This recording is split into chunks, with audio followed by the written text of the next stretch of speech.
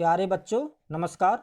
आज इस वीडियो में हम क्षितिज भाग 1 गद्य खंड Hindi class 9th term 1 important MCQ की बात करेंगे।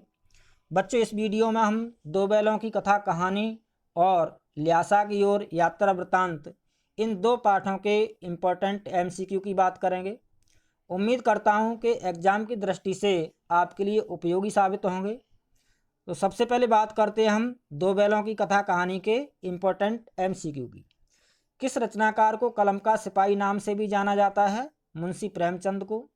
किस रचनाकार का संबंध लमही गांव बनारस से रहा है? मुंशी प्रेमचंद जी का, जहां पर इनका जन्म हुआ था। मुंशी प्रेमचंद का मूल नाम क्या है? धनपत राय।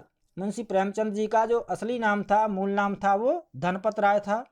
गोदान उपन्यास के लेखक कौन है? मुंशी प्रेमचंद।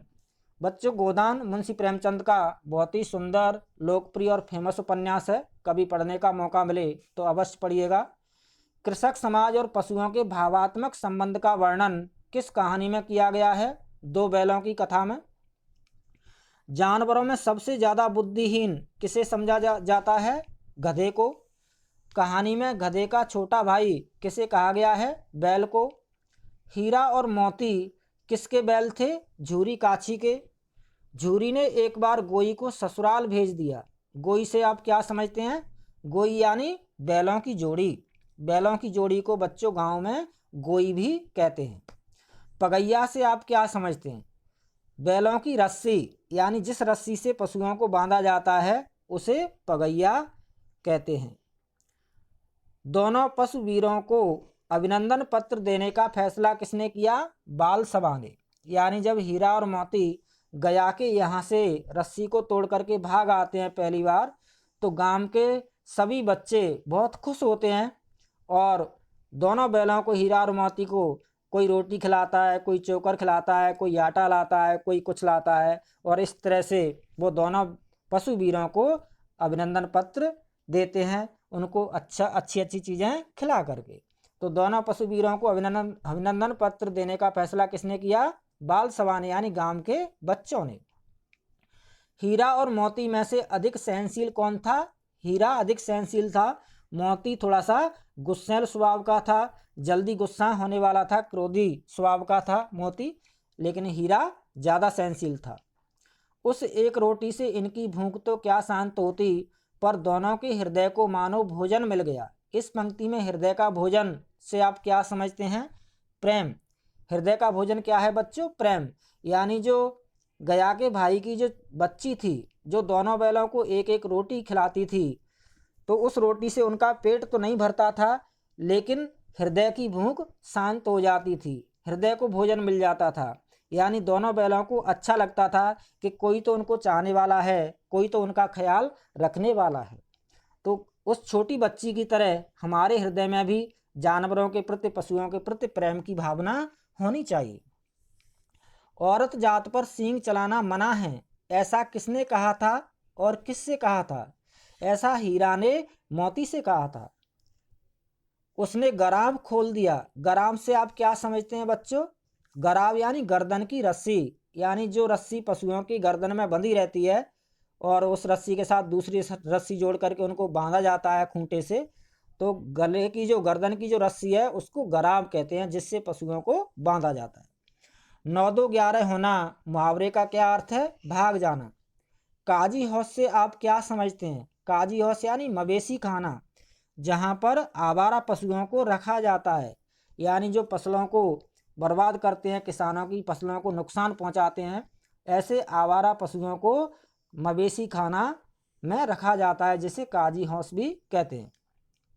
राह में गाय बैलों का एक रेवड़ हरे हरे हार में चरता नजर आया। रेवड़ से आप क्या समझते हैं? रेवड़ यानी गाय बैलों का झुंड। बैलों को मवेशी खाने से किसने नीलामी में खरीदा था? दड़ियल आदमी ने खरीदा था हीरा और मोती को। अब बात करते हैं बच्चों ल्यासा की ओर यात्रा वृत्तांत की के इम्पोर्टेंट MCQ की। पहला प्रश्न, किस रचनाकार का मूल नाम केदार पांडेय था? राहुल सांकृत्यायन। राहुल सांकृत्यायन जी का मूल नाम क्या था? केदार पांडेय।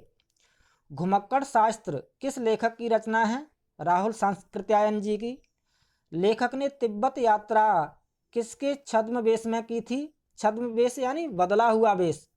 तो लेखक ने भिखमंगे के वेश में तिब्बत की यात्रा की थी। ल्हासा की ओर यात्रा वृतांत से हमें उस समय के किस समाज के बारे में जानकारी मिलती है? तिब्बती समाज के बारे में। ल्हासा की ओर रचना साहित्य की कौन सी विधा है बच्चों? यात्रा वृतांत है। यात्रा वृतांत, यात्रा साहित्य भी कह सकते हैं। मैं दोन की वस्तु की तरह अपने घोड़े पर झूमता हुआ चला जा रहा था। दोन की वस्तु से आप क्या समझते हैं? स्पेनिश उपन्यासकार सार्वेतेज के उपन्यास डॉन क्विक्जोट का नायक, यानी जो स्पेनिश जो उपन्यासकार है उनका एक उपन्यास है, उस उपन्यास का जो हीरो है, नायक है डॉन क्विक्जोट, जो कि घोड़े की सवारी करता है। तो लेखक भी डॉन क्विक्जोट की तरह, जो उस उपन्यास का नायक था, हीरो था, उसकी तरह अपने घोड़े पर बैठ करके और तिब्बत की यात्रा कर रहे थे। मैं अब पुस्तकों के भीतर था। लेखक का क्या आशय है? यानी लेखक पुस्तक पढ़ने में रम गया था, पूरी तरह से लीन हो गया था, तन्मय हो गया था, पुस्तकों में खो गया था। यानी उनका मन पुस्तक पढ़ने में रम गया था, तल्लीन हो गए थे पुस्तक पढ़ते पढ़ते लेखक। दूसरे दिन हमने भरिया ढूंढने की कोशिश की। भरिया से आप क्या समझते हैं? भरिया मीन्स भारवाहक, भार यानी वजन, वजन को ढोने वाला, लगेज को उठाने वाला, भारवाहक। सुमति कौन था? लेखक को यात्रा के दौरान मिला मंगोल भिक्षु था, जिसका जो असली नाम था वो था लोब्जंग शेख, यानी सुमति प्रज्ञ, और सुमति प्रज्ञ उसका भिक्षु नाम था, बौद्ध नाम था। और उसी सुमति प्रज्ञ को लेखक सुविधा के अनुसार, आसानी के अनुसार क्या कहते थे? सुमति कहते थे। लेखक ने तिब्बत में सबसे खतरे की जगह किसे बताया है? डांडे को, जो कि बहुत ही ऊंचाई पर था।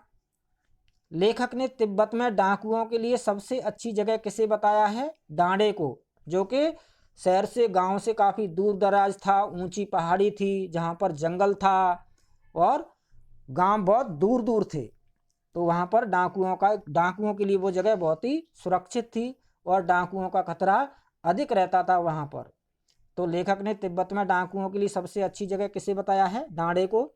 और लेखक ने तिब्बत में सबसे खतरे की जगह किसे बताया है? डांडे को बताया है। तो यह थे बच्चों दो बैलों की कथा कहानी और ल्हासा की ओर यात्रा वृतांत, दोनों पाठों के इम्पोर्टेंट MCQ। हार्दिक शुभकामनाएं। All the best, good luck, जय हिंद, धन्यवाद।